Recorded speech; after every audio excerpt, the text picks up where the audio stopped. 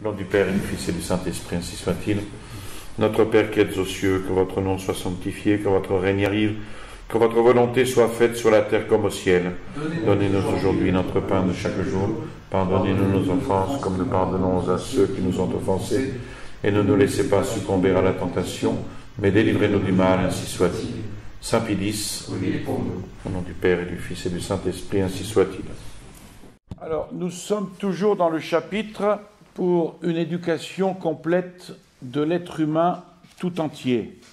Alors, nous avions commencé à voir la question de la vie organique et la santé corporelle, puisque l'éducation forme l'être humain tout entier dans tous les domaines. Eh bien, nous commençons par ce domaine-là, qui n'est pas évidemment le plus important, mais qui a son importance. Une des fonctions fondamentales de la vie organique, c'est la respiration.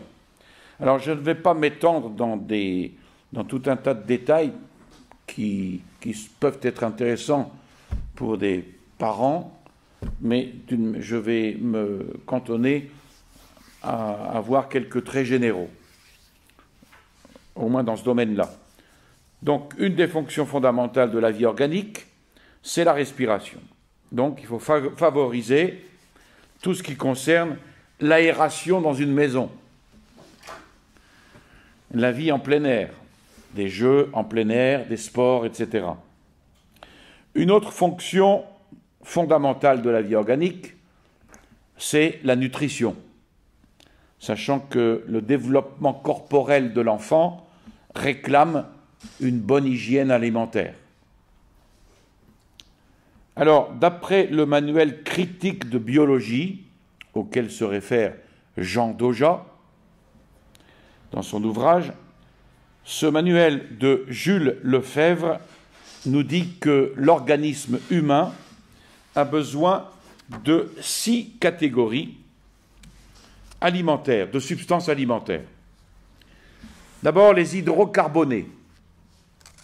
Ils sont appelés ainsi parce qu'ils sont composés d'hydrogène, d'oxygène et de carbone, c'est-à-dire sucres et farines, qu'on trouve dans le sucre et tous les aliments sucrés, les céréales et dérivés, les légumes farineux, les fruits farineux.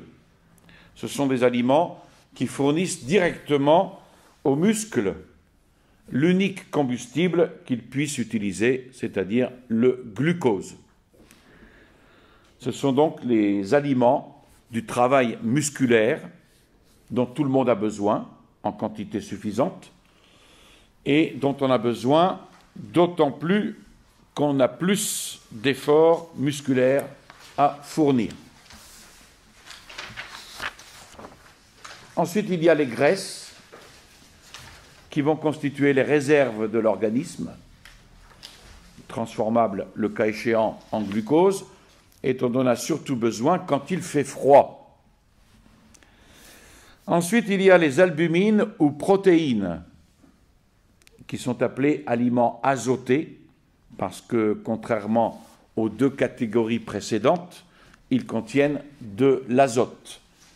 Ils sont les constituants de la substance vivante dont les organismes en croissance auront donc besoin davantage que les adultes. Chez ceux-ci, la substance vivante ne se renouvelant et se reconstituant que lentement, il faut éviter les excès azotés dont sont coutumiers les habitants des villes modernes. Et puis, il y a les sels minéraux, parmi lesquels il faut attirer l'attention sur les sels de fer. L'hémoglobine, substance rouge du sang, est un composé de fer. Et puis le phosphate de calcium, qui est le constituant principal du squelette. Et par ailleurs, la cellule nerveuse a besoin beaucoup de phosphore. Et enfin, les vitamines. Élément qualitatif de la nutrition, vitamine A, surtout nécessaires aux organismes en croissance, dans le lait, le beurre, les fromages, les tomates, les poivrons, les carottes, etc. Vitamine B dans l'enveloppe des céréales, vitamine C dans les légumes ou les fruits crus, surtout quand ils sont acides, et vitamine D qui est formée normalement par l'action du soleil sur l'organisme. Donc en fonction de ces données-là, on peut apprécier les différents aliments. On a dit précédemment comment on développe la vitalité d'un organisme en l'exerçant naturellement à réagir. Et trop souvent, au contraire, dans nos villes modernes, les rythmes naturels de l'organisme sont perturbés et le corps est intoxiqué par des calmants artificiels ou par des excitants artificiels. Et cette question du danger des excitants, tabac, alcool, café, nous conduit donc à attirer l'attention sur l'équilibre nerveux de l'enfant. Et pour cela, d'un temps de sommeil suffisant et régulier, d'éviter l'agitation perpétuelle qui l'empêche de fixer son attention et surtout le bruit perpétuel. Le système nerveux, il ne se repose que dans le silence, d'où l'inconvénient de la télévision qui marche sans interruption dans les maisons. Aussi, la nécessité d'éviter le surmenage nerveux, soit par l'excès des émotions, par l'effort scolaire prématuré, en lui faisant faire trop tôt et en se surmenant des études qu'il ferait mieux et sans effort 2 ans plus tard. Et surtout par le si dangereux abus de la télévision ou d'Internet, qui sont de véritables fléaux aujourd'hui dans tant de familles. Alors, pour que l'éducation forme l'être humain tout entier, nous voulons examiner tout ce que comporte la nature humaine. Donc, c'est pour ça qu'on a parlé de manière assez succincte, là, ce n'est pas la peine d'insister, sur la vie organique et la santé corporelle. Alors, un autre aspect plus important, évidemment, bien qu'il ne faille pas négliger la santé corporelle et la vie organique, mais un aspect plus important, c'est la sensibilité. Je parle de l'éducation d'un enfant. Alors, tout se tient dans la nature humaine. Si la vie intellectuelle et morale y est liée à un équilibre et un bon fonctionnement organique, il y a bien plus encore pour soubassement toute la vie de la sensibilité. Le développement psychologique de l'être humain, il ne peut se faire d'une manière équilibrée et complète sans une éducation de la sensibilité. Alors, on va considérer d'abord la sensibilité comme une faculté de connaissance. D'abord, les sens externes. Les sens externes parviendraient, certes, à fonctionner sans éducation, mais ils n'auront leur normal et complet développement que grâce à une éducation des facultés d'observation et d'attention. Un enfant à qui on fait remarquer ce qu'il doit observer et dont on attire l'attention se développera mieux et plus vite, plus harmonieusement, plus complètement qu'un enfant dont on ne s'occupe absolument pas.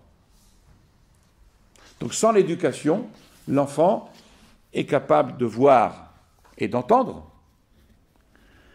mais l'éducation, elle va seule le former à regarder et à écouter. Et voir, c'est différent de regarder. C'est d'ailleurs comme ça que, par exemple, dans les péchés que parfois certaines personnes accusent de regards impurs. Il faut parfois distinguer, pour ne pas tomber dans le scrupule. On distingue toujours voir et regarder. Voir, tout le monde est obligé de voir. Malheureusement, aujourd'hui, dans la rue. Mais regarder, c'est différent, c'est fixer son attention, alors qu'on sait que c'est interdit. Voyez. Donc là, il y a péché. Tandis que dans le fait de voir, il n'y a pas péché. Allez-y, marchez les yeux fermés dans la rue, ce sera plutôt dangereux. Alors, on éduque l'enfant à bien reconnaître et à bien discerner les couleurs, les formes, les bruits, les odeurs, le goût. Et quant à l'éducation de l'attention, elle est capitale pour les enfants des villes modernes qui sont si souvent des déficients de l'attention, avec en plus le smartphone qui s'y mêle. Par suite du surmenage nerveux dont on vient de parler, et notamment de l'abus de télévision, d'Internet, avec la succession ininterrompue d'images visuelles, d'informations multiples, d'images auditives. Ça, c'est pour les sens externes. Pour les sens internes, on trouve ici l'éducation de l'imagination et de la mémoire. Alors, sans insister sur la mémoire qui s'éduque par l'exercice et à laquelle il faut apprendre tout ce qui doit être retenu, il y a beaucoup à dire concernant l'éducation de l'imagination, qui est l'instrument fondamental de la vie intellectuelle. Et c'est pourquoi il est tellement important de développer l'imagination de l'enfant. Et un des grands moyens pour cela, c'est le jeu. L'éducateur doit donc non seulement s'intéresser au jeu de l'enfant, non seulement lui proposer des jeux éducatifs, mais participer à ces jeux, jouer avec lui.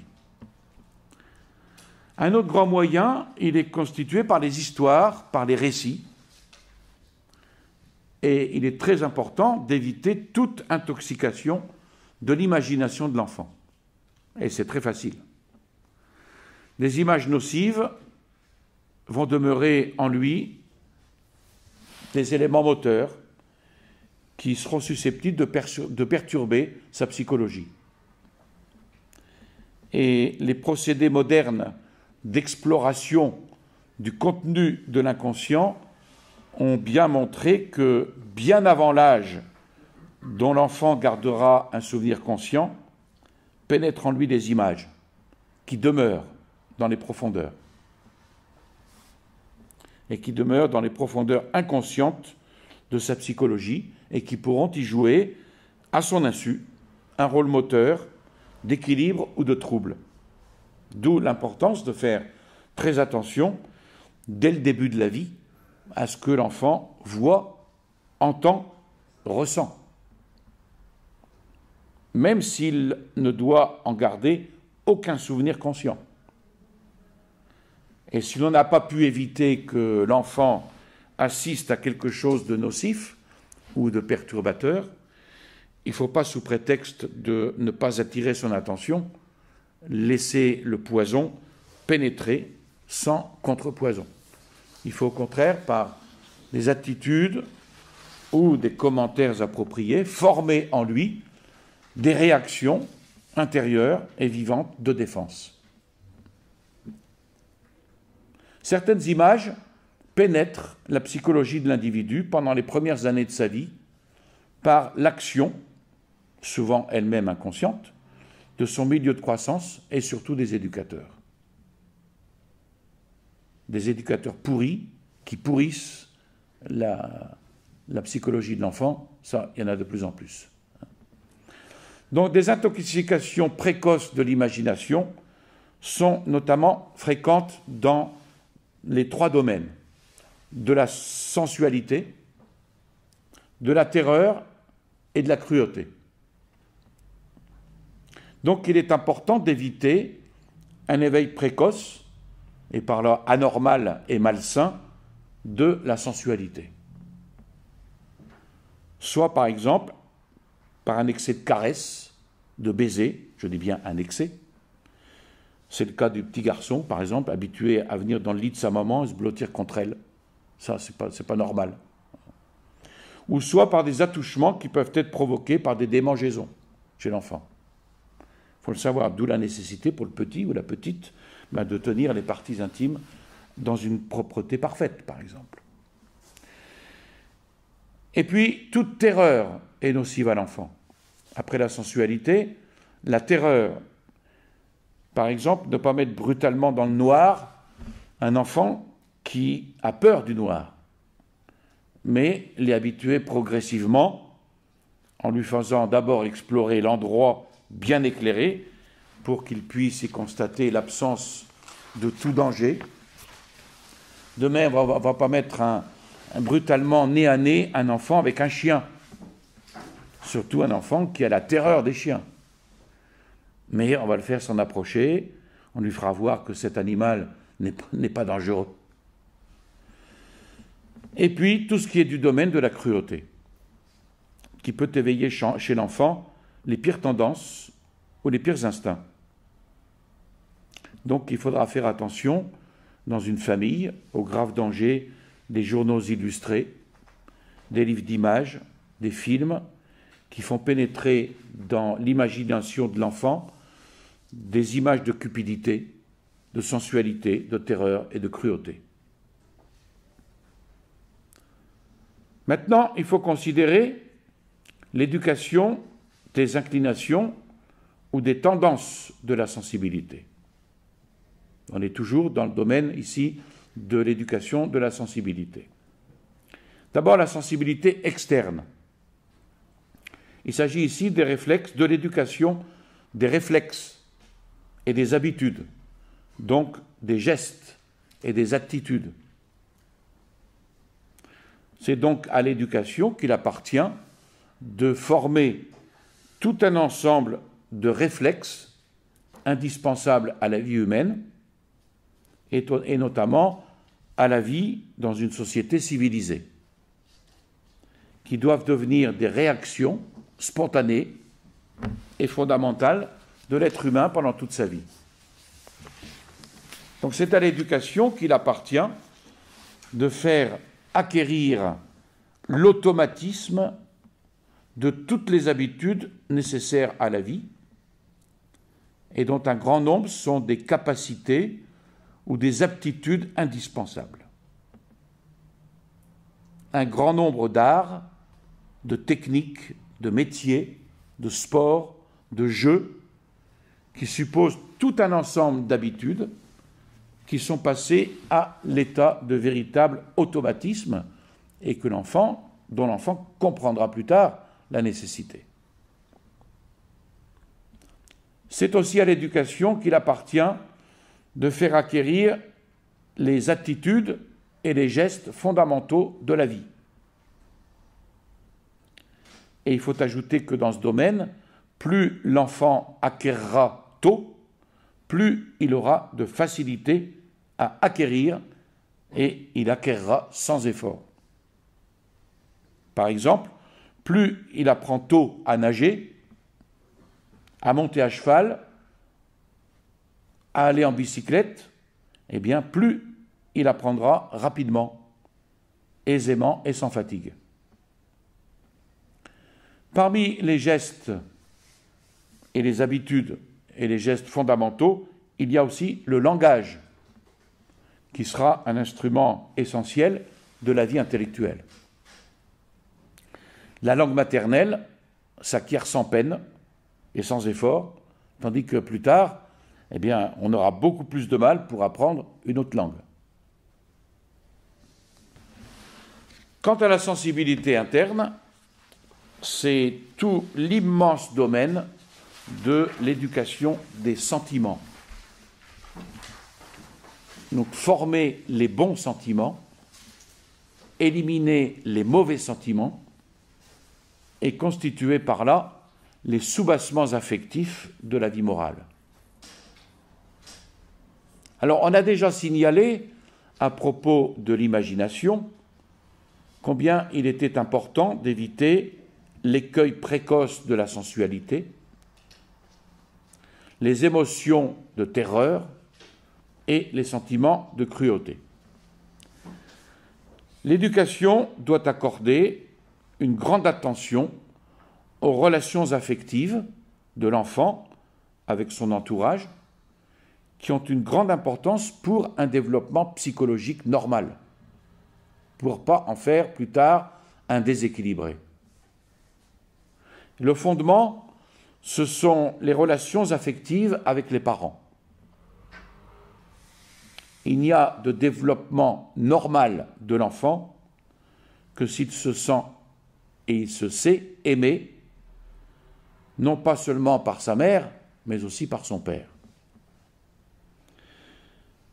Il n'y a de développement normal de l'enfant que s'il est l'objet d'un amour gratuit, désintéressé, qui se donne à lui sans espoir de récompense, mais qui l'aime pour lui-même, et sans lequel il ne deviendrait jamais un être humain complet.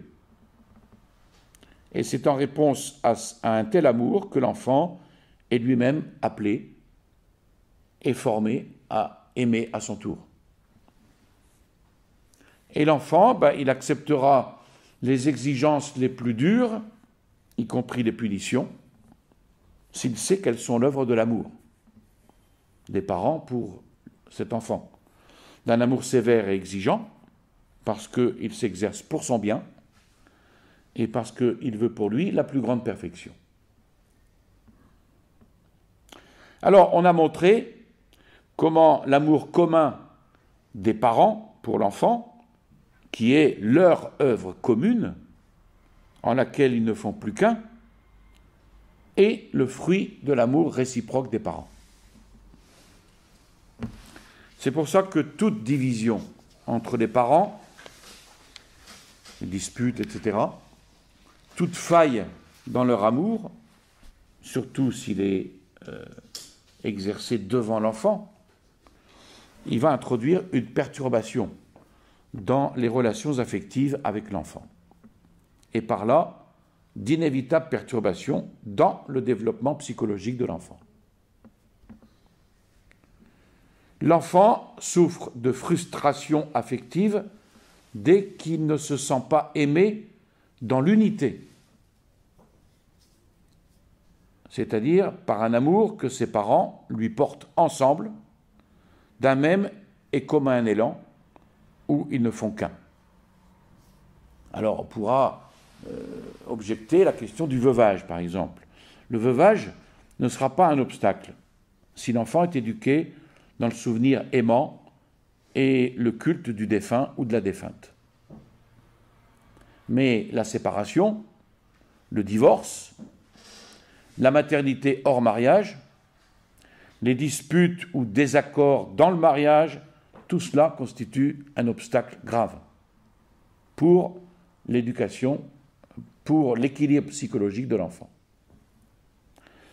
L'enfant qu'on n'a pas voulu, qu'on subit à regret, à plus forte raison à qui on en veut d'avoir été conçu, comme si c'était lui qui en soit responsable, n'aura jamais les conditions affectives normales de l'éducation. Et il s'en ressentira plus tard.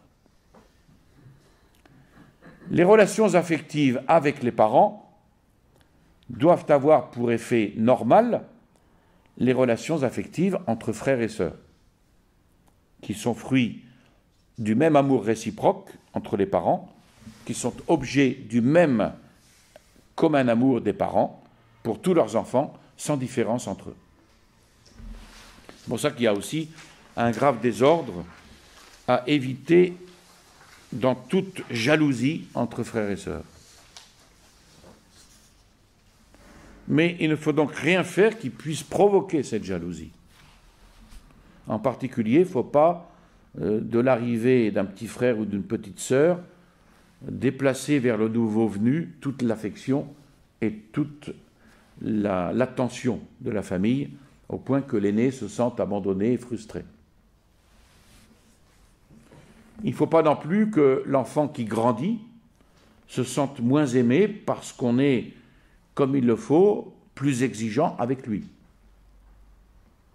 Parce qu'on risquerait de provoquer par là un refus de grandir, qui pourrait arrêter même le dynamisme psychologique de la croissance et être cause parfois d'une grave immaturité. Alors, ce centre principal de relations affectives qu'est le groupe parent-enfant, c'est-à-dire la famille, au sens propre du mot, doit rayonner sur tout l'entourage familial également. Les grands-parents, oncles et tantes, cousins, cousines, tous les amis de la famille, et aussi, quand il y en a, les domestiques qui apportent leur aide et leur collaboration. Leur collaboration et leur aide, tous ceux qui apportent collaboration et aide à la vie familiale et qui doivent être, à ce titre, non seulement bien traités, mais aimés aussi avec reconnaissance pour tous les services qu'ils rendent. Alors, bien entendu, parmi les amis de la famille, il est normal que l'enfant ait ses préférences. Et là peut commencer pour lui, comme aussi avec ses compagnons de jeu, et plus tard ses camarades de classe, l'expérience féconde de véritables amitiés d'élection. Il y a d'ailleurs des amitiés d'enfance qui durent toute la vie. Ça existe. Au-delà de l'entourage familial, l'éducation doit développer chez l'enfant une attitude aimante de tout être humain. Aussi, c'est important, avoir pitié de ceux qui souffrent et s'efforcer de les soulager. Vous voyez, moi, je me rappelle que, maintenant ce serait, je crois, interdit, mais quand j'étais en première terminale, eh ben, le supérieur du collège nous incitait à aller visiter les vieux dans une maison de retraite. Et je me souviens, moi j'en faisais partie, j'allais voir les vieux. J'étais en première, on y allait à 2 ou 3. Et ben ça c'est... Bon, on n'était plus des enfants, mais quand même, hein, je pense que ça serait interdit maintenant, mais malheureusement. Donc, avoir pitié de ceux qui souffrent, s'efforcer de les soulager, chercher à rendre service, être généreux, donner volontiers, notamment donner ou prêter ses jouets pour un enfant, la complaisance, l'indulgence, la politesse, tout cela fait partie de cette éducation des parents envers l'enfant. Il faut donc combattre, évidemment, chez l'enfant, l'égoïsme, l'orgueil, la médisance, l'insolence, l'avarice, la cupidité, la rapacité, l'appétit de domination et de possession qu'on trouve chez l'enfant, tout cela. Et puis, vis-à-vis des supérieurs, et toute grande personne, même subordonnée de ses parents, comme les domestiques, est un supérieur pour l'enfant. Donc on ne doit jamais admettre chez un enfant une espèce de morgue, un dédain vis-à-vis des subordonnés des parents. Ne jamais admettre que l'enfant les traite comme des instruments à son service. C'est la bonne à tout faire, hein, c'est la servante, elle doit être à mes ordres. Non, il faut éduquer l'enfant au respect. Et puis, au-delà de l'humanité, parce que ça va jusque-là, au-delà de l'humanité, l'éducation doit avoir aussi le souci des relations affectives de l'enfant avec toute la création, qui, comme œuvre de Dieu, est tout entière fraternelle, selon l'esprit de saint François d'Assise, par exemple. Alors, on va y trouver d'abord le monde animal, non seulement vis-à-vis duquel il faut évidemment éviter et former l'enfant à éviter toute cruauté, mais que le développement psychologique normal de l'enfant comporte de connaître et même de fréquenter. L'enfant des villes, grandit beaucoup trop en dehors de la vie animale, que trop souvent il ignore plus ou moins complètement. Il ne s'agit pas de remplir votre maison de chats, hein. Mais il y a un contact qui doit exister. Un certain attachement de l'enfant à un chien ou à un chat peut être un élément de son développement affectif, mais c'est plus facile à réaliser quand il y a un jardin, évidemment. De même, l'enfant des villes n'a pas un contact suffisant avec le monde végétal. Et c'est une raison de plus pour l'emmener souvent en forêt, à la campagne. Les écologistes seraient très contents de ce que je dis. Une plante verte ou un pot de fleurs dans un appartement ou un bac fleuri sur un bord de fenêtre ne valent pas un jardin où l'enfant connaît et aime les plantes qu'il s'intéresse à voir pousser. Nous, à la maison, on avait tous un lopin de terre, qui était assez grand, hein, et on devait le cultiver. Et alors, on avait une joie à porter sur la table les fruits de notre culture. Et mon frère aîné, un jour, avait mis des melons. Il avait fait pousser des melons. Or, nous habitions en Picardie, hein. Il avait amené des melons, et alors il avait des beaux melons qui avaient bien poussé à table. Ça avait le goût de navet. Il était très vexé, mais évidemment, en Picardie, les melons, ça donne pas beaucoup de sucre. Il y a beaucoup d'eau, ça pousse, mais c'était du véritable navet. Et alors, nous, on allait voir le matin, quand on avait semé, voir si ça montait, oui. Donc, c'est important pour l'enfant qu'il connaisse les plantes, il aime les plantes, qu'il voit, qu'il s'intéresse à voir pousser.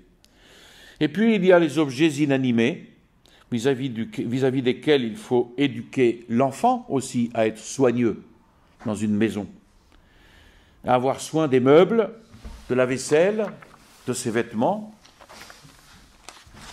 de ses livres, de ses cahiers, de ses jouets, etc. Et notamment, là aussi, un certain attachement de l'enfant à ses jouets, à sa place dans son développement affectif. Il est mauvais que l'enfant soit totalement indifférent à ses jouets en les cassant, en les abîmant, en les laissant traîner, en les perdant sans y faire attention. Et puis, surtout, le développement affectif de l'enfant comporte à quelques moments un certain attachement à la poupée pour les filles, à l'ours préféré pour les garçons. Donc, c'est à respecter comme une étape de la vie affective de l'enfant, comme aussi de son développement imaginatif, parce que l'enfant vivra toujours plus ou moins dans un monde imaginaire avec cette poupée ou cet ours. Et ce serait une erreur de le plaisanter, de s'en moquer, de le ridiculiser. Et puis enfin, concernant l'enfant, son attitude vis-à-vis de l'ensemble de la création, il faut une éducation du goût qui doit former en lui l'amour, l'admiration, l'enthousiasme de la beauté. Qu'il s'agisse de la beauté naturelle des paysages ou de la beauté des œuvres d'art. Alors, certes, c'est à propos du développement intellectuel dont on va ensuite parler, de la formation du jugement esthétique, mais il est quand même lié à une joie sensible devant ce qui est beau et qu'il faut déjà envisager à propos du développement affectif. Donc, vous voyez, l'éducation des sentiments ne doit pas s'occuper seulement de la vie affective, mais aussi des attitudes et des réactions de l'enfant devant un obstacle, devant une difficulté ou un effort. Il faut donc former l'enfant à l'espoir. Je ne suis pas encore du tout sur un domaine surnaturel qui viendra évidemment aider grandement la nature. Je reste ici au niveau naturel pour l'instant. Former l'enfant à l'espoir, non pas à l'espérance. On distingue l'espérance qui est une vertu de l'espoir. À la confiance, à un sain optimisme, tout cela fondé sur ses efforts. Le former à ne pas se décourager devant la moindre difficulté. Le former à l'énergie, à l'audace même, dans la lutte contre le mal. Après, il reste aux parents à doser cette audace, évidemment. À ne jamais le laisser s'habituer à avoir peur de tout, à se mettre toujours à l'abri de tout, à abandonner devant tous les risques, tous les dangers. Le former à la persévérance dans l'effort. Moi, je me souviens, avec mon père, on allait coller des affiches. J'avais 15 ans, 14-15 ans, j'allais coller des affiches avec lui. C'était contre l'avortement à l'époque. Ben, ça m'a plu, puis ça m'a donné envie de continuer plus tard. À la persévérance dans l'effort, à ne pas abandonner dès que cela devient plus ardu, à l'amour, à l'admiration, à l'enthousiasme aussi de tout ce qui est grand, de tout ce qui est difficile. En même temps, à la douceur, à la patience devant le mal inévitable ou la difficulté insurmontable. Donc il faut aussi le corriger de la colère, de la révolte, sans toutefois détruire de saines indignations contre le mal. Parce qu'il est normal qu'un enfant s'indigne contre le mal. Alors après, s'il se met en colère, il s'indigne, il se révolte contre le mal, là aussi c'est à éduquer tout cela. Voilà. Alors, après la vie organique, après la sensibilité, l'intelligence. La formation de l'intelligence, l'éducation de l'intelligence. Je ne donne qu'ici un aperçu, ça sera pour la prochaine fois, parce que c'est l'intelligence qui caractérise la nature humaine. Ce n'est pas la sensibilité, c'est l'intelligence. Et c'est en raison de l'intelligence, dont l'acquisition de connaissances n'a lieu que progressivement, que le développement de la nature humaine ne peut se réaliser que par l'éducation, transmettant ce qui a été acquis au cours des siècles et des millénaires. Donc le développement intellectuel, c'est vraiment l'objet fondamental de l'éducation. On ne doit pas pour autant, parce que ça peut arriver dans l'éducation, des parents qui vont former une grosse tête, mais qui seront des mollusques, qui n'auront aucune volonté parce qu'on n'a pas éduqué la sensibilité. Ou on a éduqué simplement, qui seront encore des triples mollusques, parce qu'on a beaucoup insisté sur la vie organique, mais pas sur la sensibilité ni l'intelligence. Donc il faut les trois. Mais il n'empêche que quand même, le développement intellectuel, c'est l'objet fondamental de l'éducation. Alors, il résulte de tout ce qu'on a dit à ce sujet que l'éducation va comporter ici ce qu'on appelle plus précisément l'enseignement, qui doit transmettre à l'enfant les connaissances acquises par toutes les générations humaines. Mais comme il est impossible à tout le monde de tout savoir, eh bien, celles-ci vont devoir se répartir entre, d'une part, un ensemble de connaissances fondamentales, nécessaires à tous, et d'autre part, des connaissances spécialisées qui seront choisies pour chacun selon ses aptitudes, ses goûts et ses circonstances de vie. On va se rendre compte, par exemple, qu'un enfant est doué dans le dessin. Eh bien ça, il faut en profiter. C'est une connaissance ici spécialisée parce qu'il a plus d'aptitude, plus de goût qu'un autre. De plus, il ne faut pas confondre, bien que les deux aillent souvent ensemble, l'effort de la mémoire pour apprendre et l'effort de l'intelligence pour comprendre. L'enseignement ne doit pas seulement faire apprendre, car alors il ne s'adresserait qu'à la mémoire. Il doit surtout éduquer l'intelligence à comprendre. à cet acte de comprendre qui est la véritable saisie de quelque chose par l'intelligence.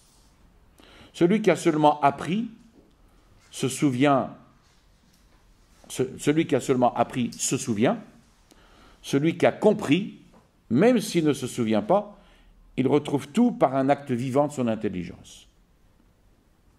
Donc l'enseignement n'a pas seulement à communiquer des connaissances et à développer par là ce qu'on pourrait appeler l'érudition, mais il doit surtout former et développer la qualité, la valeur de la faculté intelligence en la formant à ces trois actes essentiels qu'on verra la prochaine fois, qui sont l'abstraction,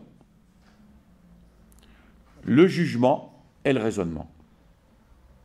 C'est des actes que nous développerons la prochaine fois. Et toute l'éducation d'intelligence, ici, sera une éducation à l'abstraction, au jugement et au raisonnement. Je vous salue Marie, pleine de grâce, le Seigneur est avec vous. Vous êtes bénie entre toutes les femmes, et Jésus, le fruit de vos entrailles, est béni. Sainte Marie, Mère de Dieu, priez pour nous pauvres pécheurs, maintenant et à l'heure de notre mort, ainsi soit-il. Au nom du Père et du Fils et du Saint-Esprit, ainsi soit-il.